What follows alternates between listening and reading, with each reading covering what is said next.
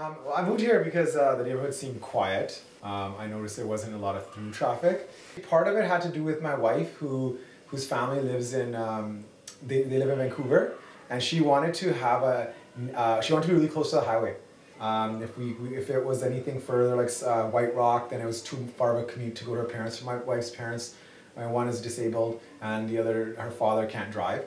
Yeah, in fact, I actually went door to door. And I said, are you interested in selling your house? Are you interested in selling your house? It just happened to be that 1 week I was looking, there wasn't a house for sale, but you know how the market is, and the next thing you know, there's lots of houses for sale, right? And, growing up in Newton, I started to see people in my neighborhood who were stealing. That was a big change, and I thought about, do I want my kids to be exposed to this? And so I moved out to South Surrey, where there wasn't that much of that. And I wanted my daughter to have, I wanted her to be exposed to a lot of different cultures. And so that's what I like about this neighborhood. There's Asians here, there's a lot of Caucasians here, there's some South Asians as well. No, yeah, Highway 99 and then King George, so we're between that, and then on one end, then you got the farm belt, so that's where it begins. So it's like this little section. You know, some people just think, oh, it's probably so noisy in there. It's not noisy, wow.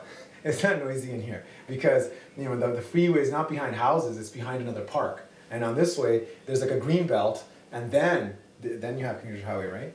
Like I walk down the street, and it's funny, like in the summertime, I'll be like, hi Mandeep, hi Mandeep, hi Mandeep, and I'm just like, hello, hello, hello, and it's nice. I like that, and I think because we're tucked away, everybody kind of knows each other.